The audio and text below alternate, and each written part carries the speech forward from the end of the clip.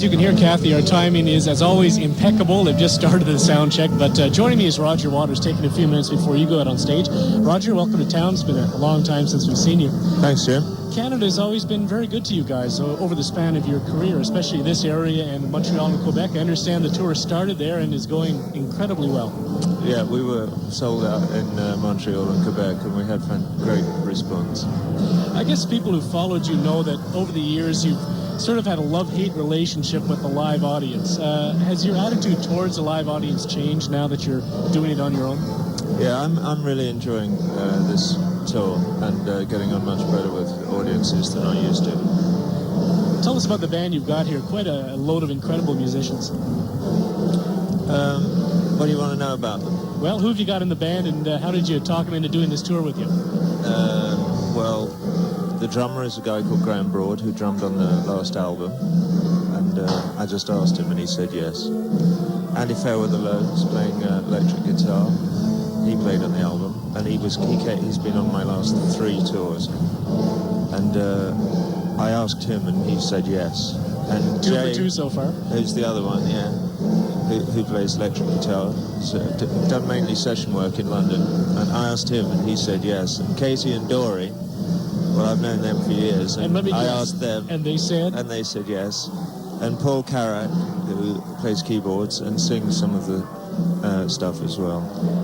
I asked him if he'd like to do the tour, and he said yes, he would. Incredible. 6 for 6. Your luck is just going. And Jim Ladd, I asked. I didn't want to, but I couldn't find anybody else in the short time I had available, and I didn't know any other Americans, actually. And I asked him, and he said yes. And that's how I got the band together. And Mel Collins plays the saxophone. I asked him if he'd like to do it. And he said? He said he would. Incredible. Jim Ladd is not a musician, at least as far as I know, but he is an integral part of the show. Tell us the role he plays in the Radio Chaos Tour. He's listening, so make it nice. Well, the show tonight is a radio station on the road is the theatrical idea upon which we hang all the music. And a radio station has to have a DJ, so we just had to bring him along. And he spins records live and everything? He spins some records, he takes phone calls from the audience. In fact, even I take phone calls from the audience at one point in the show. I'm sure you get a lot of requests yelled up to you every night when you're on the stage. No, very few. Occasionally we get somebody will shout a request, but it's rare. Would you call your new album an anti-radio record? No, it's very pro-radio. Pro-current radio or pro-old radio? Well, it's pro the idea of radio as a good communicating medium. It's anti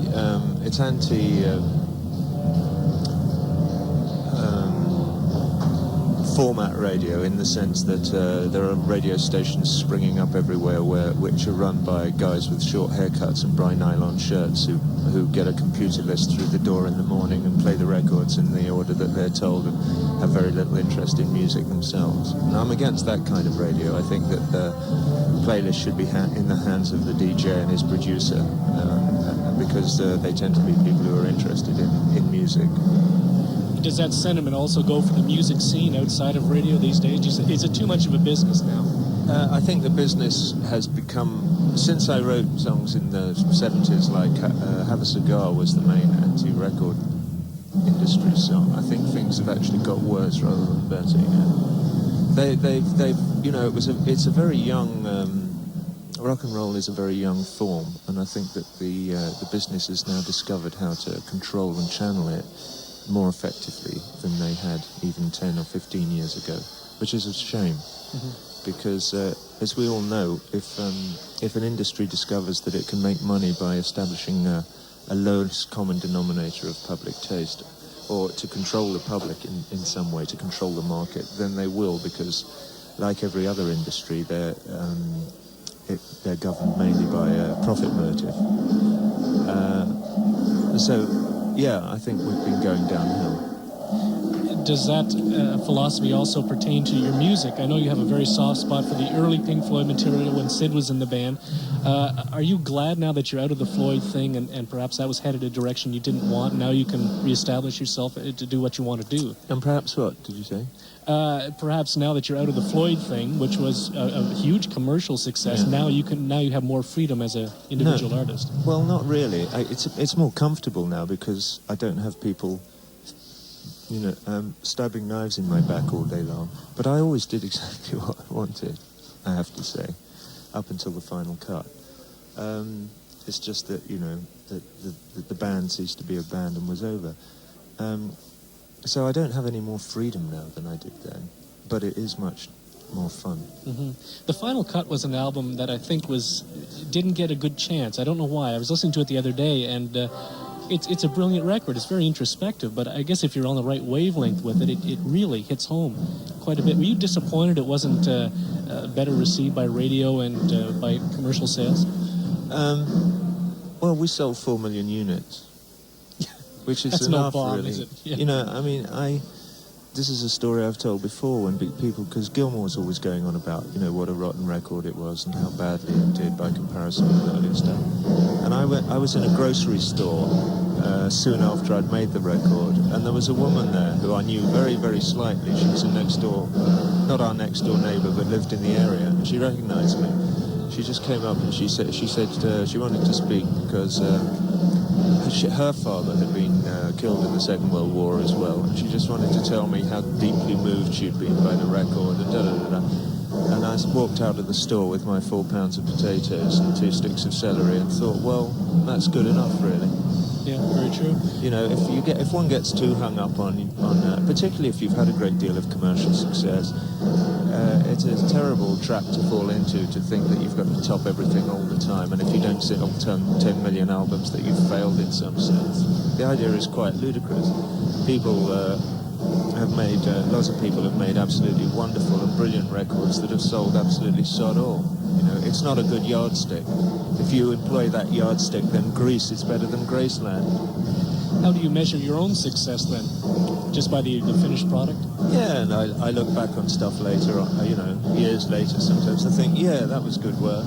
Or some of it I look back on and think, well, no, that wasn't quite so clever. I understand you do a bit of a tribute to Syd Barrett in your live show tonight. What's happening with Syd? When was the last time you saw him? Is he still very much a recluse? Yeah, he's still very much a recluse. Well, he's a schizophrenic. I mean, you knew that. Everybody knows that. He lives in Cambridge, and he's in and out of the hospital, and I think he still lives with his mum. He doesn't really do a great deal. It's sad, but it's one of the sad facts of life,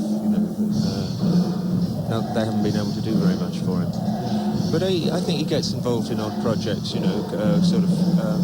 last one that I heard he was involved in was some kind of community farm thing, which was one of the projects for the mentally ill in Cambridgeshire, which is where I come from. So that's good. Would you ever work with him again if things were, feasible? No, Syd is not coming home, I'm afraid. Or not, there doesn't seem to be. He's... the voices he hears are too loud, I think, for him to make much sense to the rest of us. Were you and David Gilmour ever friends, or were you like professional associates? Professional associates, yeah. Because Dave was brought in after Syd's problems started, and I didn't know him at all. But of course, on the road, we were obviously friends on the road because we were on the road for 8 years, something like that. There's been quite a well-publicized feud now between you and the Pink Floyd members, the members of the other band, shall we say, and it's gone to court. Have your feelings so mellowed about it now that you're out on the road, you're doing very well, and there's obviously room for Pink Floyd and Roger Waters in the scheme of things? My feelings go up and down a bit, Some days I think they've mellowed, and other days I realise it's the old dartboard. I realise that they haven't. I've been very pleased up here in Canada that the press has come. The press I've seen so far, anyway, has come down solidly in my camp. And there are two camps. Whether there's room for both, well, obviously there is. Yeah. Because it's happening, it's a fact, it's a reality at the moment. I guess time will tell, though, the next couple of years. Well, yeah, I mean, you know, it's a question of, with me, it's a fundamental moral issue as to whether or not one guy should be allowed to call himself Pink Floyd, you know, and which is what Dave's doing, because although Nick still owns half of the outfit, he really has very little to do with it. And I think it's wrong. I think that the name pertained to a band, and it was a good band, and it did some good work, and that band is now defunct. And I think it's wrong of him to be going around pretending to be that band, because he isn't. Have you seen them live, or have you listened to the new album? I've listened to the album, yeah. No, I haven't seen the live show, but I know a number of people who have. How do you like the record? I think it's a very facile but quite clever forgery. I mean, in fact, not just from listening to the record, but from all kinds of other things, I know that they sat down and tried to make a record that sounded like a Pink Floyd record. And with that, as I've said in the Rolling Stone thing that most people have read now, I think they have achieved that limited goal, but I think the songs in general are awful, and the best ones are mediocre, in my opinion. I think Dave plays very well. Mm-hmm. I think he'll always be a very good guitar player. They sure pulled out all the stops on the tour, though, but that was the thing, was all the old stuff. You know, the pigs and the old plane and the... Yeah, well, the pig and the plane, that's all my work, which is something I resent, reasonably enough, you know. Those are things that I designed for Pink Floyd shows, and I think really they ought to design some stuff of their own. You know? Well, maybe next time around. You've got a lot of tricks not tricks, but a lot of special things planned for this evening. Perhaps you could give a little teaser to us as to what you've got incorporated into your stage show tonight. Well, what's incorporated into this show is human feelings. That's where the large difference occurs between what I'm doing and what they're doing. I don't have all those kind of batteries of lasers and lights and things. Because apart from anything else, I can't afford it. Because obviously I'm playing to much smaller audiences. But I've got a great band, great musicians who are all having a wonderful time, and we're playing a very carefully crafted and constructive piece of rock theatre, which has a great deal of heart and humanity at its core. And songs old and new? Yeah, lots of old songs. I understand you're also working on what could be called a follow-up to Radio Chaos, although you may not call it Radio Chaos 2, and you're just bringing the idea along a bit further. Yeah, well, we had a month before we before we came back to do this leg, which was new. The only reason we're here is because suddenly some demand developed. When we started in the summer, nobody was interested up here, but they are now, thank God. And so we had a month, and it was either let's all go home and, you know, have a holiday for a month, or keep the band together and do some recording, because I had quite a lot of songs left over from the original writing of Radio Chaos. So that's what we did. Most of the band went to Nassau, to Compass Point, and we've cut 9 new tracks. Great. How about a release date? You're not a fast worker, I know. I am a fast worker. Who told you that? What swine told you that? I just assumed you were a laid-back, mellow kind of guy. I thought, 2 or 3 years... I'm not laid back. Me? You're an animal? Well, we heard it here first. Roger Waters is a party animal. Yeah. No, when I get home, we go home in about 10 days. We're doing a couple of gigs in London, and then that's the end of the tour. And I shall take a week's holiday and then go back in the studio and work until I've finished. And I hope to finish the record, the recording, by soon after Christmas. And then I've got to mix it. I don't know, might finish it in sort of February, something like that. Great stuff. Well, Roger, I know you have to get to your sound check right now, make some noise. Got to check the sound, Jim. And we'll see you tonight. Roger Waters, thank you very much. All right, you're welcome.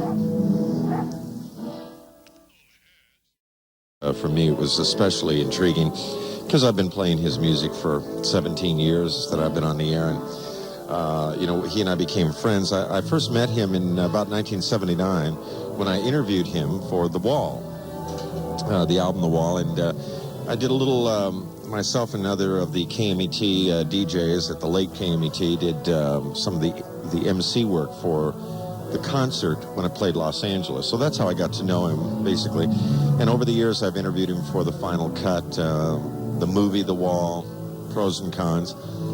And he was acquainted with my stance in Los Angeles against format radio, the real strict stuff, and which has gotten me into a lot of trouble, which Roger, I guess, respected somewhat, and asked me to be involved in this project since there was a part for a disc jockey in it.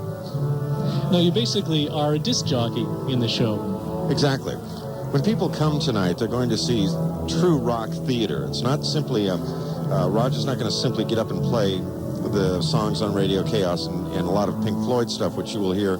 At least half of the concert is Pink Floyd music that he wrote.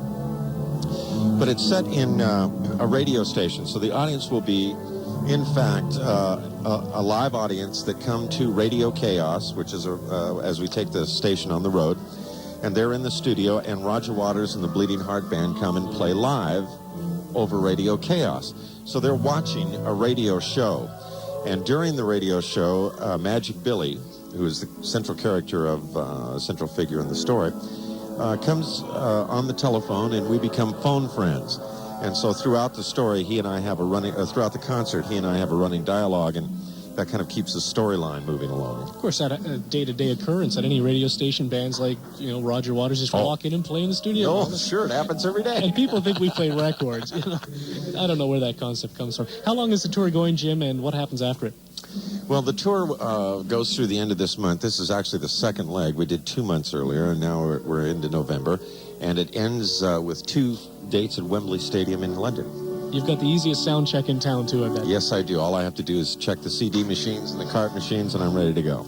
Well, Jim, we thank you very much for dropping by today, and good luck with the show, and also in your crusade for progressive radio. Well, I'm doing this for all of us, James, and also I would like to say that while I'm on stage, I'm doing that for all of us who have spent our lives in booths and watching, playing the records, and so I hope that we make some sort of statement. When people come tonight, I would just like to add very quickly that to really be open-minded to the storyline, because you're going to get a lot of stuff coming at you. You're going to get films.